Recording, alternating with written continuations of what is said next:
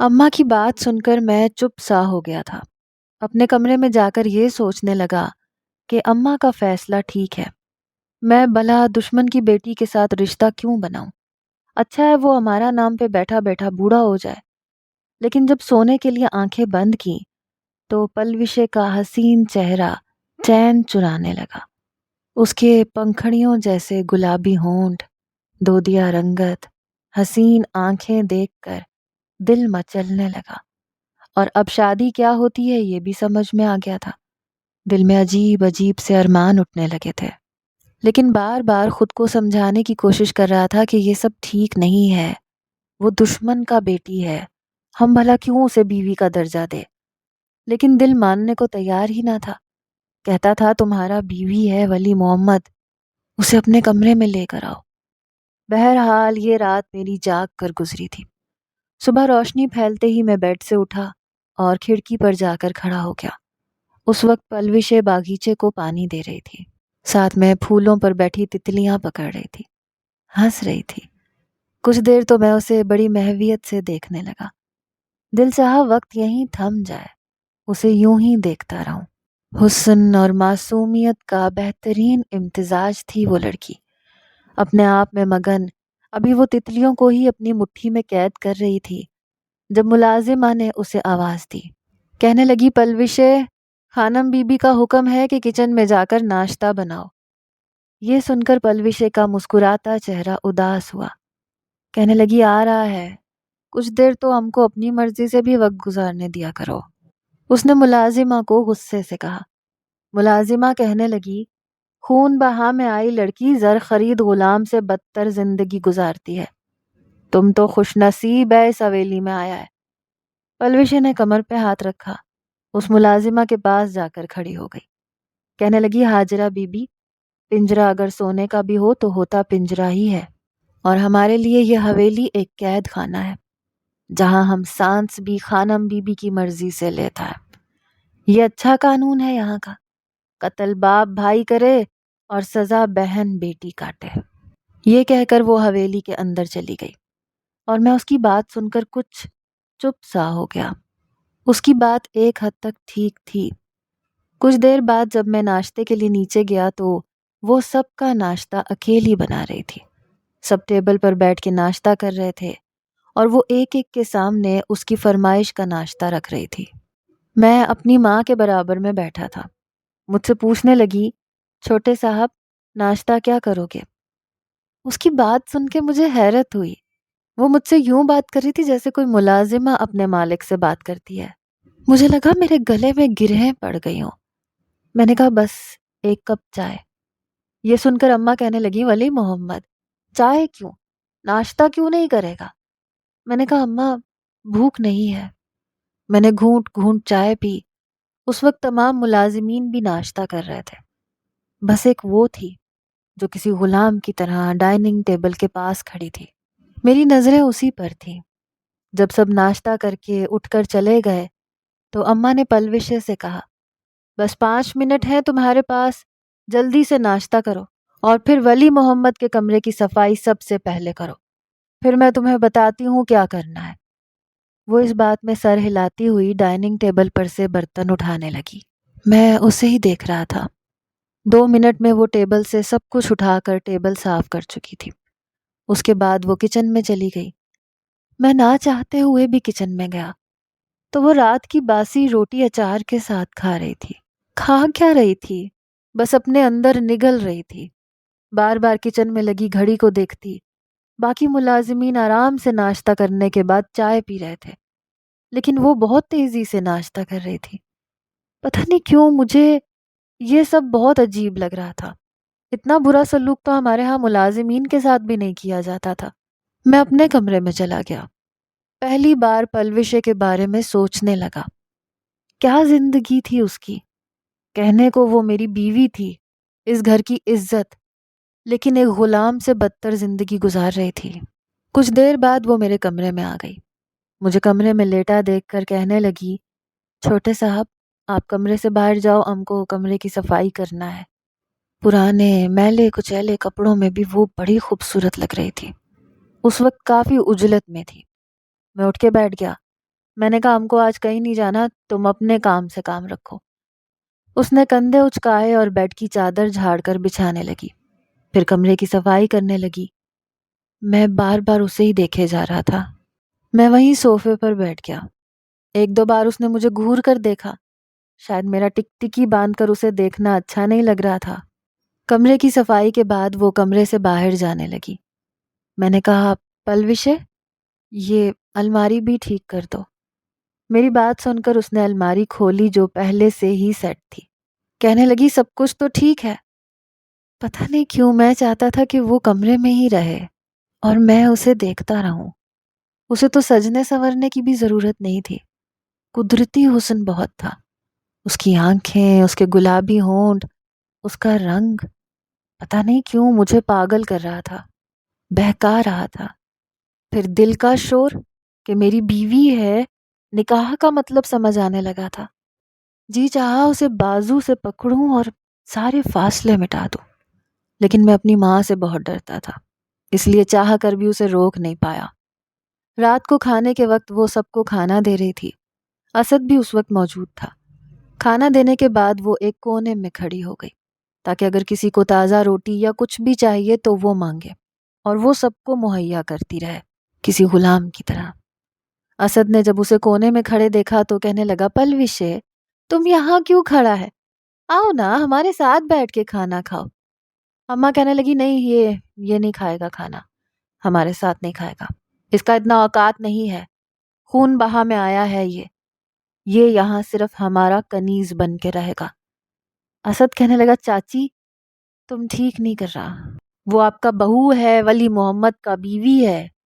اماں بھڑک اٹھی، کہنے لگی جرگے کا فیصلہ مانتا ہے نا تم لوگ؟ ہم نے بات کر لیا ہے جرگہ سے، فیصلہ لے لیا ہے، یہ لڑکی یہاں صرف غلام بن کے رہے گا۔ میں ولی محمد کا شادی کہیں اور کرے گا، اسے بہو کا درجہ دے گا، اس لڑکی کو نہیں دے گا، کیونکہ یہ ہمارے دشمن کا بیٹی ہے۔ پھر کہنے لگی کہ میں چند دن میں سردار نثار خان کی بیٹی کا رشتہ ولی محمد کے لیے پکا کرنے جانا چاہتی ہے، وہ ہمارا ام پلہ ہے۔ اسد کہنے لگا خان امیر بھی سردار ہے چاچی، اور ہمارے ہم پلہ ہے، پلوشہ اس کی بیٹی ہے، اپنے گھر میں ہوتا تو اس وقت راج کر رہا ہوتا۔ خدا کے لیے پلوشے پہ ظلم مت کرو، خدا سے ڈرو۔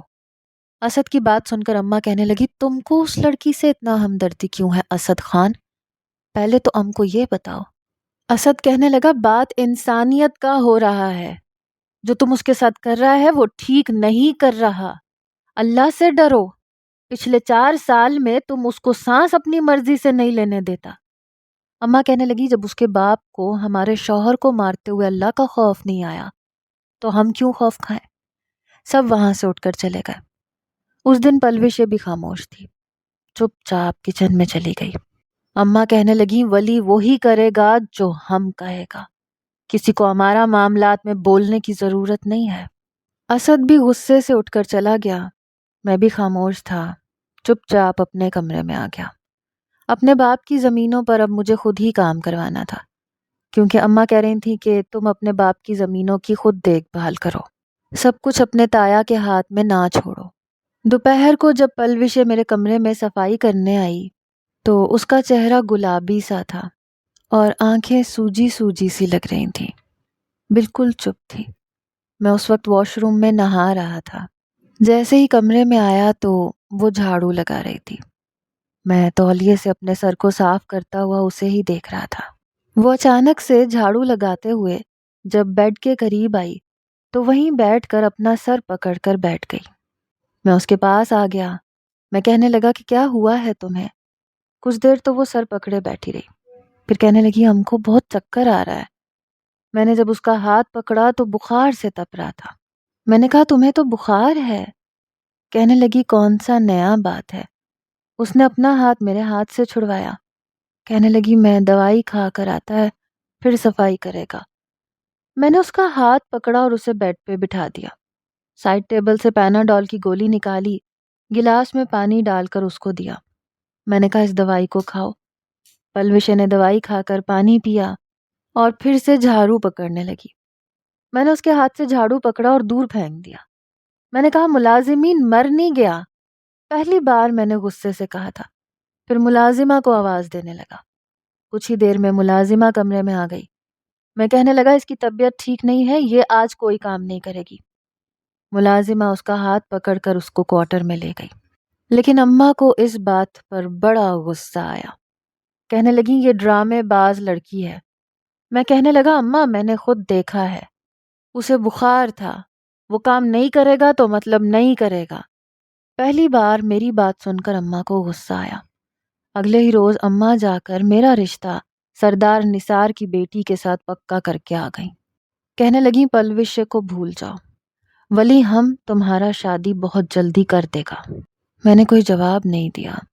میں نے کہا اماں میں ابھی شہر جا رہا ہے، وہاں جا کے کام شروع کرے گا، اپنا بزنس بڑھائے گا۔ یہ کہہ کر میں باہر نکل گیا۔ جیسے ہی اماں نے مجھے باہر جاتے دیکھا، ملازمہ سے کہنے لگی پلوش کو بلا کے لاؤ، آج ہم اس سے چھوڑے گا نہیں۔ پلوش کا بخار ابھی اترا نہیں تھا، آسمان پر گہرے بادل چھا چکے تھے۔ اسی بخار کی حالت میں اماں نے اس سے سارے گھر کا کام کروایا، کھانا بھی بنوایا۔ جیسے ہی وہ کوارٹر میں جانے لگی، تیز طوفانی بارش شروع ہو گئی۔ اماں کہنے لگی یہاں باغیچے میں کھڑی رہو۔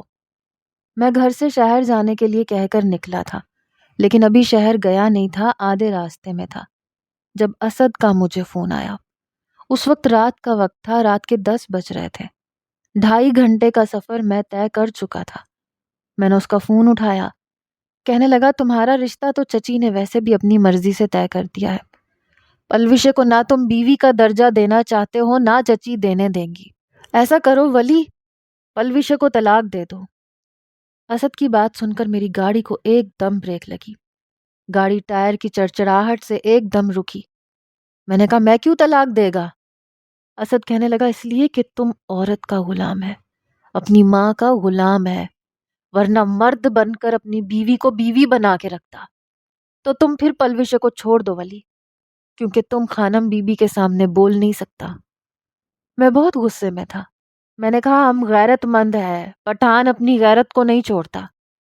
اسد ہنسنے لگا، کہنے لگا حویلی واپس آؤ ولی، دیکھو تمہاری ماں تمہاری بیوی کے ساتھ کیا ظلم کر رہا ہے۔ پلوش بخار میں، طوفانی بارش میں باغیچے میں کھڑا ہوا ہے، بارش میں بھیگ رہا ہے، کیونکہ خانم بی بی کا حکم ہے، ولی وہ لڑکی مر جائے گا۔ میں نے فون بند کیا، گاڑی واپس حویلی کی طرف گھما لی۔ 2.5 گھنٹے کا سفر میں نے 1 گھنٹے میں کیا تھا۔ گاڑی کی رفتار بہت تیز تھی۔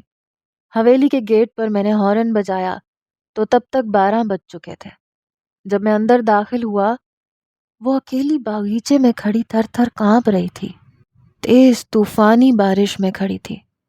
اس وقت تمام گارڈز اور چوکیدار اپنے کوارٹرز میں تھے، صرف دروازہ کھولنے کے لیے چوکیدار چھتری لے کر آیا تھا۔ اسے بارش میں یوں بھیگتا دیکھ کر میں اس کے پاس آیا۔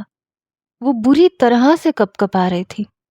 مجھے اماں پر غصہ آیا تھا، ظلم کی بھی کوئی حد ہوتی ہے۔ میں نے پلوش کا ہاتھ پکڑا، اسے اپنی گاڑی کی فرنٹ سیٹ پر بٹھایا اور گاڑی حویلی سے باہر نکال لی۔ چوکیدار سے کہا کہ صبح اماں سے کہہ دینا میں پلوش کو شہر لے گیا۔ گاڑی چلا کر میں پلوش کو شہر لے جا رہا تھا۔ وہ کانپ رہی تھی۔ میں نے اپنی شال اتار کر پلوش پر ڈال دی۔ اس نے شال اپنے آپ پر لپیٹ لی، ہائے ہائے کیے جا رہی تھی۔ ڈرائیو کرتے ہوئے میں نے اس کی پیشانی پر ہاتھ رکھا تو اسے ابھی تک بخار تھا۔ بہت تیزی سے میں ڈرائیونگ کر رہا تھا۔ شہر پہنچ کر میں سب سے پہلے پلوش کو ڈاکٹر کے پاس لے کر گیا، اسے دوائی دلوائی، پھر گھر لے کر آیا۔ وہ اس قدر بے حال ہو چکی تھی کہ کمرے میں جاتے ہی لیٹ گئی، بری طرح سے کانپ رہی تھی۔ میں اس کے اوپر کمبل ڈال دیا۔ صبح ہو چکی تھی، لیکن کمرے میں ابھی بھی اندھیرا تھا کیونکہ وہ سو رہی تھی۔ کمبل کے اندر بھی تھر تھر کانپ رہی تھی۔ کہنے لگی ہاجرہ بی بی ہم پہ کچھ اور ڈال دو، ہم کو سردی لگ رہا ہے۔ میں اس کے پاس آ گیا۔ سردی کا موسم تھا اور سردی کی بارش میں وہ بھیگتی رہی تھی۔ ماتھا تپ رہا تھا لیکن جسم برف کی مانند ٹھنڈا تھا، اس لیے خود بھی میں اس کے کمبل کے اندر گھس گیا، اسے اپنے حصار میں لے چکا تھا۔ اسد کی باتوں کا اثر تھا یا پھر رشتے کا تقاضا، لیکن میں مکمل طور پر اسے اپنی پناہوں میں لے چکا تھا۔ جب پلوشے کی آنکھ کھلی تو مجھے اپنے اتنے قریب دیکھ کر بخار میں بھی مجھ سے پیچھے ہٹنے لگی۔ کہنے لگی چھوٹے صاحب چھوڑو ہم کو۔ میں نے کہا میں ولی ہوں، مجھے ولی کہا کرو۔ وہ اپنا آپ مجھ سے چھڑوا رہی تھی۔ میں کہنے لگا تمہیں سردی لگ رہی ہے، اس وقت تمہیں میری ضرورت ہے، اس لیے چپ چاپ لیٹی رہو۔ وہ کہنے لگی ہم کو کسی کی ضرورت نہیں ہے، ہم کو چھوڑو، کیوں لائے ہو ہم کو یہاں پہ؟ وہی مرنے دیتے، تمہارا بدلہ پورا ہو جاتا، ہم مر جاتا تو جان چوٹ جاتا تمہارا۔ میری گرفت اس پر اور بھی مضبوط ہوئی تھی۔ میں نے کہا مرنے نہیں دے گا تمہیں، اور آج چھوڑے گا بھی نہیں۔ اس سے پہلے کہ میں جذبات میں آگے بڑھتا، پلوشے رونے لگی۔ کہنے لگی مجھے تمہارے ساتھ کوئی رشتہ نہیں بنانا ولی، خانم بی بی تمہارا شادی کر دے گا، اس کے ساتھ جا کے رشتہ بناؤ، ہم کو اپنی حوث کا نشانہ مت بناؤ۔ یہ سن کر مجھے بہت غصہ آیا تھا۔ میں نے کہا کون سا حوث؟ تم کو پیار اور حوث میں فرق نظر نہیں آتا؟ تمہیں بخار کے اندر سردی لگ رہی ہے، ہم تمہارا خیال کر رہا ہے، میرے ساتھ رہے گا تو سردی نہیں لگے گا۔ پلوشے کے بہتے آنسو میں نے اس کے رخسار سے صاف کیے۔ پلوشے شرم سے، خفت سے اور بھی سرخ ہو گئی تھی۔ میرے سینے پر ہاتھ رکھ کر مجھے خود سے پیچھے کرنے کی ناکام کوشش کر رہی تھی۔ میں کچھ دیر تو اسے دیکھتا رہا، پھر پیچھے ہٹ گیا۔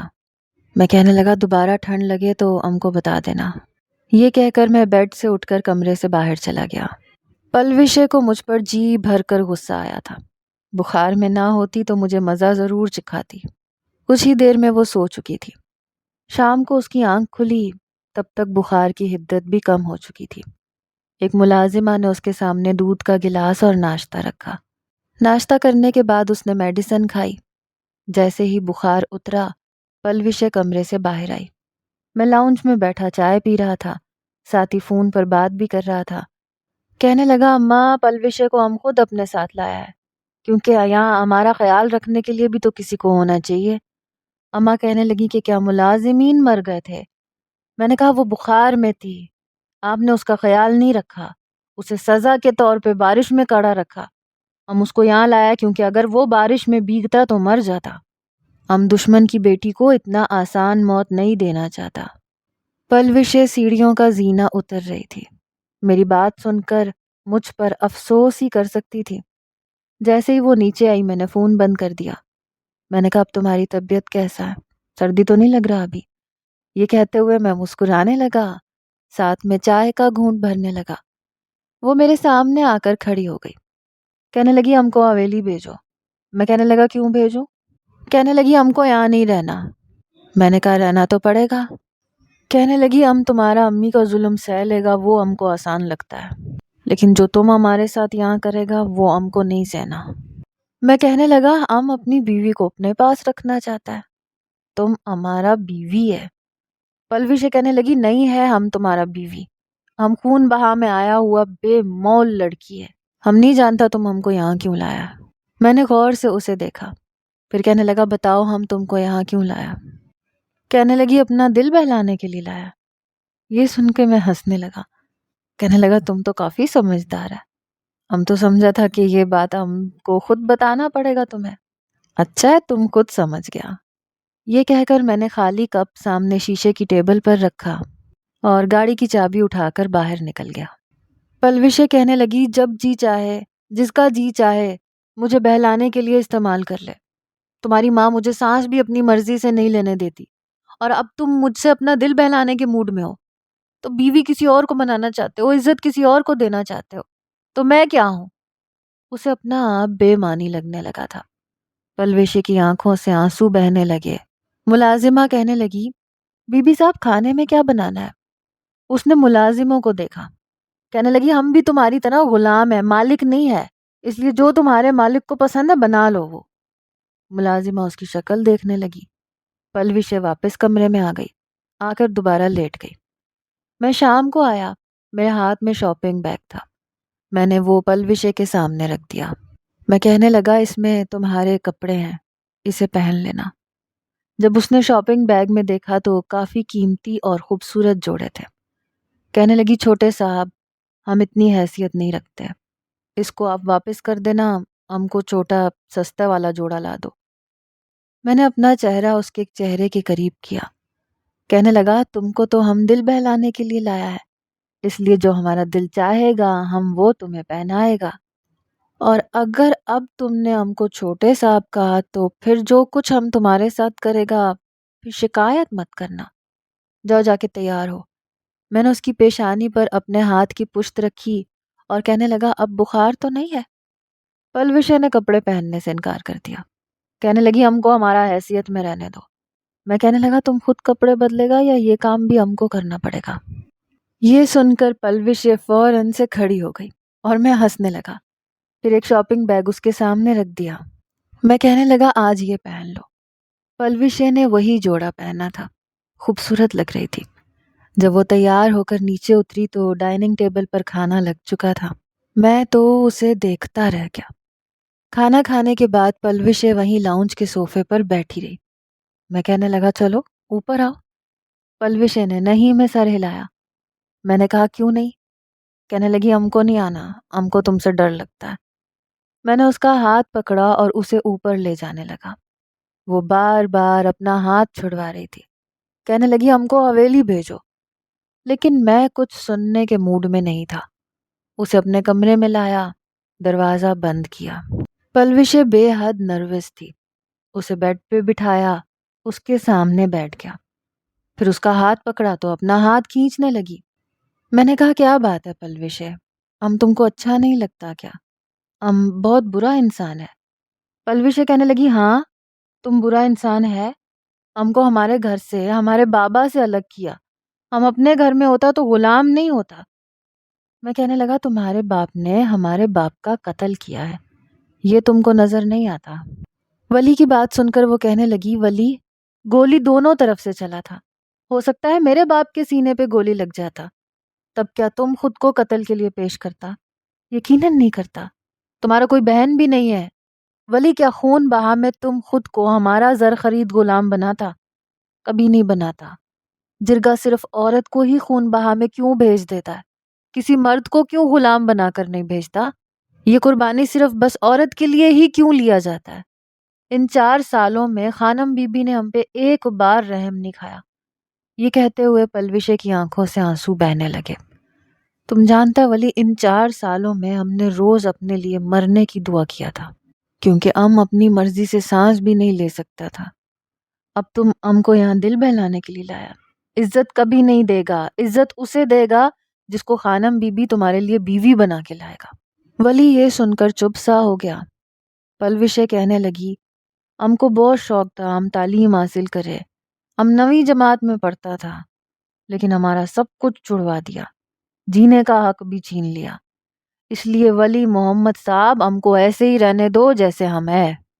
ہم کو وہ خواب مت دکھاؤ جو بعد میں کرچیوں کی طرح ہماری آنکھوں میں چبھے۔ ہم کو سادہ لباس پہننے دو، ایسے کپڑے پہنے کہ ہمیں ہماری اوقات یاد رہے، کیونکہ ہم یہاں سزا کاٹنے آئے ہیں۔ ہم کو حویلی بھیجو۔ یہ سن کر ولی کہنے لگا ہمارے دل میں تمہارے لیے کوئی نفرت نہیں ہے پلوشے، جو تھا وہ آج ختم ہو گیا۔ میں تم کو پوری عزت دے گا اور خانم کو بھی دینا پڑے گا۔ اس نے پلوشے کا ہاتھ پکڑا اور اس سے وعدہ کیا کہ وہ اسے عزت دے گا، بیوی کا مقام بھی دے گا۔ ولی نے پلوشے کو اس کا حق بڑی محبت سے دیا تھا۔ پلوشے پھر بھی بے یقین تھی۔ ولی صبح جب نہا کر آیا تو پلوشے اپنی آنکھوں میں آنے والی نمی صاف کر رہی تھی۔ وہ اسے اس کے حق سے روک نہیں پائی تھی، لیکن اب دل بھی گھبرا رہا تھا۔ ولی اس کا نکھرا نکھرا روپ دیکھ کر اس کے پاس بیٹھا تو وہ کھسک کر کچھ پیچھے ہٹ گئی۔ ولی مسکرانے لگا، کہنے لگا کیا سوچ رہا ہے پلوشے؟ اس نے پلوشے کو پریشان دیکھا تو پوچھا۔ پلوشے نے نفی میں سر ہلا دیا، کہنے لگی کچھ نہیں۔ پھر ولی کو دیکھنے لگی۔ رات بھر جتنی محبت اس پر نچھاور کی تھی، دل اس محبت کا متمنی ہونے لگا تھا، اس محبت کو کھونے سے ڈرنے لگا تھا۔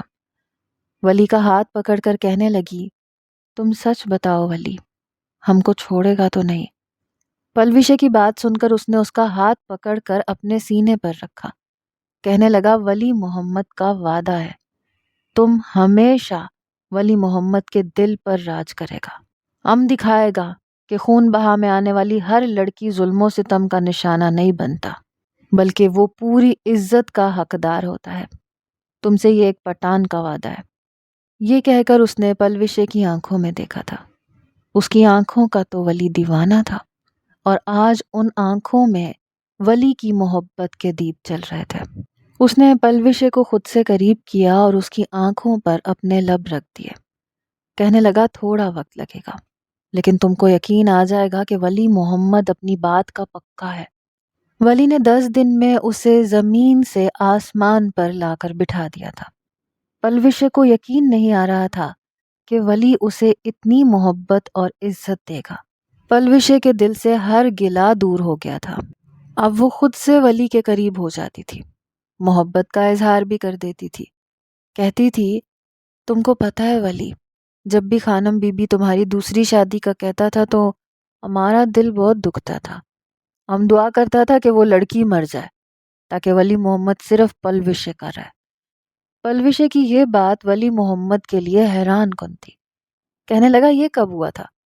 پلوشے تم تو ہم کو دیکھتا بھی نہیں تھا۔ کہنے لگی تمہارا تصویر دیکھتا تھا، تمہاری تصویر سے باتیں بھی کرتا تھا، سوچتا تھا کہ یوں تو تم ہمارا ہو نہیں سکتا، لیکن سوچوں پر تو کسی کا قید نہیں ہوتا۔ ولی بڑی حیرت سے اس لڑکی کو دیکھ رہا تھا جو نہ جانے کب سے اس سے محبت کرتی تھی، اس کے خواب دیکھتی تھی، اس کے نام پر ساری زندگی گزارنے کو تیار تھی۔ پلوشے کی باتیں ولی کی محبت میں اور بھی اضافہ کر دیتی تھیں۔ دونوں ہی ایک دوسرے کی سنگت میں بے حد خوش تھے۔ ایک دن دونوں ہوٹل سے کھانا کھا کر واپس آئے تو سامنے لاؤنج میں خانم بی بی بیٹھی تھی۔ ولی اور پلوشے کو دیکھ کر ان کا پارا ہائی ہوا تھا۔ پلوشے کے اچھے کپڑے دیکھ کر، ولی کے ہاتھ میں پلوشے کا ہاتھ دیکھ کر خانم نے ولی کو جو گھور کر دیکھا، کہنے لگی ولی یہ سب کیا ہے؟ اس لڑکی کو تم بیوی کا حق دینے جا رہے ہو۔ پلوشے اپنا ہاتھ ولی سے چھڑوانے لگی، لیکن اس نے پلوشے کا ہاتھ مضبوطی سے پکڑا۔ خانم سے کہنے لگا اماں پلوشے ہمارا بیوی ہے، ہمارا عزت ہے، ہمارا غیرت ہے، ہم اسے چھوڑے گا نہیں، نہ ہی ہم دوسری شادی کرے گا۔ 4 سال تم نے ہر بدلہ لے لیا اماں، اب بس کر دو، پلوشے کا کوئی قصور نہیں ہے، ہم اسے اور سزا نہیں دے گا، نہ دینے دے گا۔ یہ سن کر خانم اسے حیرت سے دیکھ رہی تھی، پھر واپس حویلی چلی گئیں۔ جان گئی تھیں کہ ولی اسے قبول کر چکا ہے، جانتی تھیں کہ اب اگر وہ پلوشے سے بھڑیں گی تو بیٹے کو بھی ہاتھ سے کھونا پڑے گا، اور وہ بیٹے کو ہاتھ سے کھونا نہیں چاہتی تھی۔